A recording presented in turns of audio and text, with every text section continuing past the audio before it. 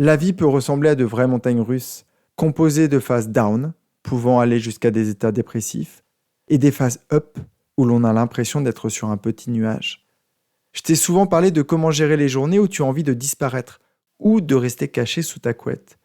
Je t'ai beaucoup moins parlé des moments euphoriques quand ton énergie déborde, et que tu as tendance à en faire beaucoup trop. Dans cet épisode, on va parler de ces deux moments et de comment les traverser afin de réussir à stabiliser ta vie, à moins souffrir des downs et à moins s'exciter dans les ups. Reste avec moi 10 minutes et je peux t'assurer que tu vas encore faire un grand pas vers cette vie riche, épanouie et équilibrée. Bienvenue sur Dépasse-toi. Je suis Sylvain et la promesse de mon podcast est simple, t'aider à te créer la vie que tu mérites. Quand je ne suis pas devant le micro, j'accompagne les personnes sensibles à se transformer. Et au fil des épisodes, je vais te partager les prises de conscience qu'elles ont eues et qui leur ont permis de s'épanouir. Tu vas comprendre entre autres comment mieux te connaître, avoir de belles relations, apaiser ton mental et trouver ta place, celle où tu te sentiras aimé et reconnu à ta juste valeur. Si tu veux profiter de tout ce que j'ai à t'offrir, abonne-toi à mon courrier privé sur sylvainviens.com. Installe-toi confortablement. Je te souhaite une très belle écoute. Avant de démarrer, je tenais à remercier chaleureusement D.Silva777 pour son commentaire 5 étoiles sur Apple Podcast qu'il a intitulé « Un air de fraîcheur qui fait du bien ». Merci pour cette dose de fraîcheur et pour ces histoires qui nous font bien comprendre l'importance de prendre soin de soi, physiquement, mentalement et spirituellement.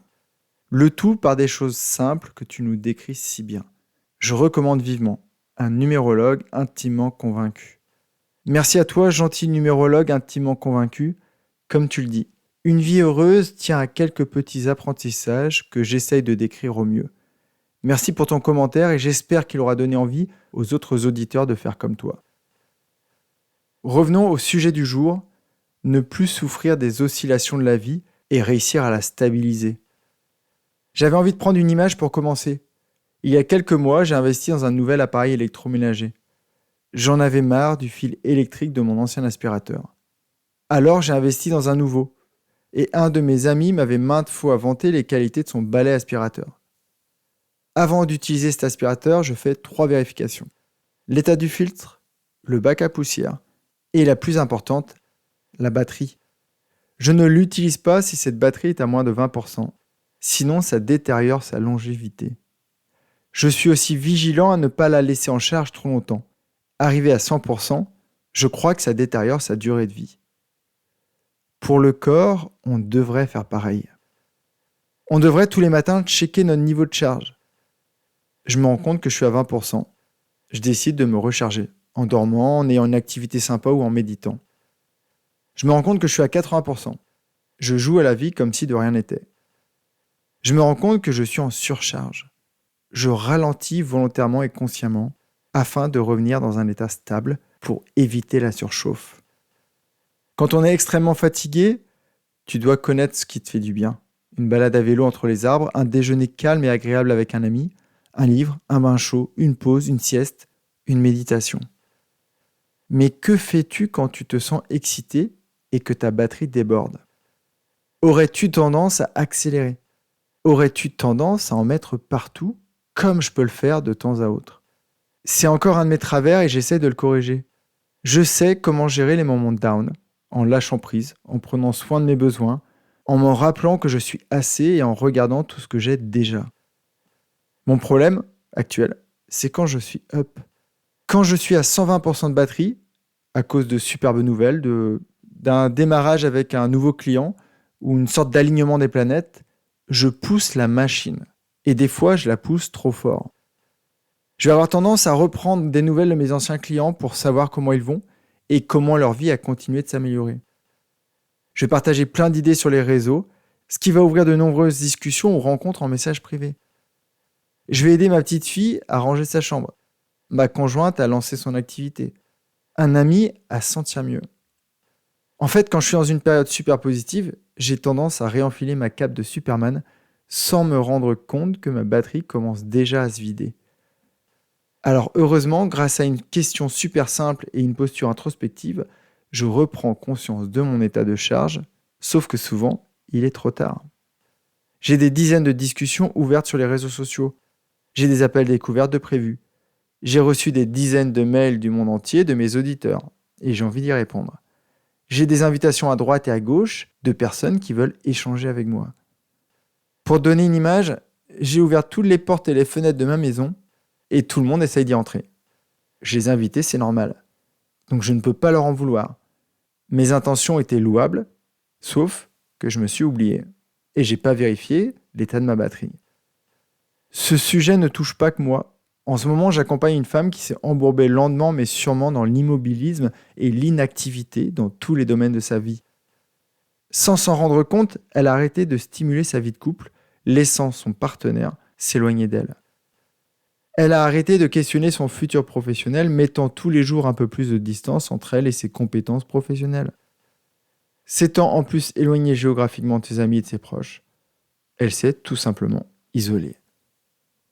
Après avoir sorti son cheval de l'écurie, après lui avoir fourni un plan de la balade, après s'être bien équipée, elle était tellement excitée par ce qui était prévu qu'elle a oublié de seller son propre cheval. Et elle a malheureusement dû rapidement descendre de sa monture. En fait, elle a repris le sport trop vite, trop fort, sans s'écouter, sans se demander de quoi elle était capable, et elle s'est blessée. Ce qu'il faut retenir de cette leçon, rester assis dans son canapé toute la journée, c'est une catastrophe. Galoper, courir, à en perdre haleine toute la journée, c'est une catastrophe aussi. La vie n'est pas un sprint, c'est un marathon. Et un marathonien sait bien qu'il doit gérer son effort sur la durée. Donc, si comme moi ou ma cliente, de temps en temps tu veux aller trop vite, voici 4 clés pour mieux gérer tout ça. La première, évite de te disperser. Je sais que tu te sens en pleine capacité et que tu as envie d'aider les autres. Mais rappelle-toi tes priorités. Si tu as comme priorité toi, tes enfants, ta conjointe, tes clients ou amis, vérifie bien que tu respectes toujours cet ordre. Si tu as envie d'en avoir plus sur le sujet, je t'avais déjà proposé un épisode où je te parlais de focalisation vs dispersion. L'épisode illustré par Dragon Ball Z, ce personnage manga du Club Dorothée, et je te mets le lien dans les notes de l'épisode. La deuxième clé, évite de te perdre et prévois un plan. La forêt de la vie peut être très grande et nombreux sont les sentiers. Alors donne-toi des objectifs et suis-les.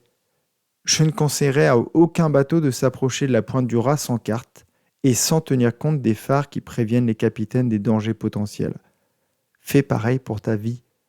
Essaye d'avoir des objectifs pour ne pas te perdre et te disperser un peu partout, même si ton énergie est au top. La troisième clé, garde en tête tes limites et respecte-les. Quand tu es dans une période up, c'est un peu comme si tu conduisais en écoutant un tube de rock ou de rap qui te met en énergie. Tu aurais tendance à appuyer lourdement sur le champignon. Alors pense à regarder ton compteur de vitesse. Fais pareil dans la vie. Par exemple, j'ai mis une règle dans mon activité. Je n'accompagne que 2 personnes par jour. Je pourrais en faire 3 ou 4, mais la qualité de ma prestation serait moins bonne. Et surtout, le soir à 16h, à la sortie de l'école de ma petite fille, je serais trop fatigué pour jouer avec elle. La quatrième clé est des activités qui te font du bien et qui stabilisent tes batteries. Qui les recharge ou qui les décharge en fonction de ton besoin.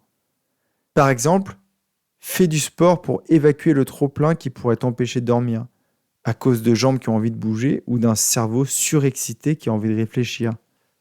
Tu peux aussi coupler ça à des moments de respiration profonde ou de méditation.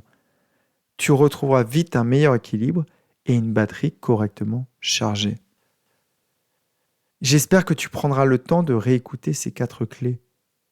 Tu ne tomberas jamais dans le ravin ou tu ne t'envoleras jamais sans avoir une piste d'atterrissage, si tu mets de la conscience dans ta vie. Pour ça, tu dois désenclencher le pilote automatique et passer en manuel. Tu as juste à te connecter à tes sensations, à connaître tes capacités, à vérifier ta trajectoire et à faire en sorte de rester dans un bon environnement. Quand tu as défini le plan de vol, que tu as checké tes indicateurs, la vie peut vraiment devenir un vol agréable et fluide. C'est ce que je fais un peu tous les jours avec ma vie et celle de mes clients. Si jamais tu as envie de rejoindre le vol, inscris-toi à mon courrier gratuit et vole avec nous tous les jeudis matins. Vois ça comme une sorte de checkpoint hebdomadaire qui te permettra de rester sur ta trajectoire et de devenir un peu plus heureux tous les jeudis. Je te retrouve dans le prochain vol. Si tu as aimé cet épisode, il plaira sûrement à un de tes proches, alors pense à le lui partager tout de suite. J'espère aussi qu'il te donnera envie de me laisser un avis 5 étoiles sur ta plateforme d'écoute. On se retrouve jeudi dans mon courrier pour faire encore un pas de plus vers la vie que tu mérites. Prends vraiment bien soin de toi et passe une très belle journée. Bye bye.